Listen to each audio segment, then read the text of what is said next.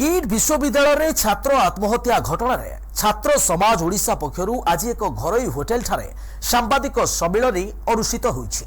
एठारे छात्र समाज ओडिशार आवाहक दीपक कुमार गुरु कहिसेंति जे किट विश्वविद्यालय देश विदेशरू छात्र छात्री आसी पाठ पढुछंती, किंतु भाग्यर विडंबना विद्यार्थींकर सुरक्षा किट कर्तृपक्षंकर दायित्व आमकु केउठी ना केउठी लागुछि किट कर्तृपक्ष माने दायित्वर अवहेला करूछंते, जहां फल ओडिशार नाम जातीय एवं अंतर्जातीय स्तर में खराब हेउछि। एहाकु आमे निंदा करूछु। किट विश्वविद्यालय वर्षक भितर 3टी आत्महत्या घटना घटिलानी। एभली घटना बारंबार काहेकि घटुछि? घटना घटिला परे भी किट विश्वविद्यालय एही घटना गुड़िकु कौन पाई लुचेइछि? यह एक बड़ प्रश्नवाची सृष्टि होइछि। शिक्षा अनुष्ठान मानकरे काउंसिलर व्यवस्था नाही, शिक्षा अनुष्ठान दायित्वहीनता हेतु एभली घटना घटुछि।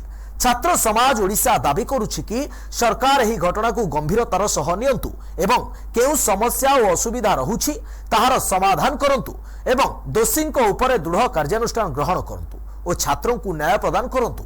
आज सांबादिक सम्मेलन में राहुल कुमार सेठी, रिंकू बिशोई, देवाशीष गुरु, तोफान प्रधान, सत्य गुरु, सत्यव्रत गुरु प्रमुख उपस्थित रहिथिले।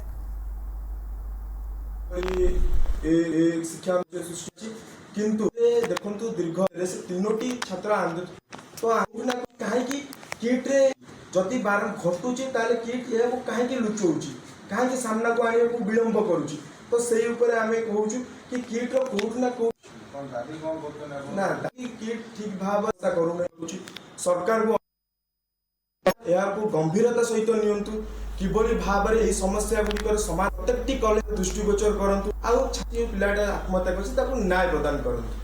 कटकरू मंटू साहू को रिपोर्ट, एनटीवी।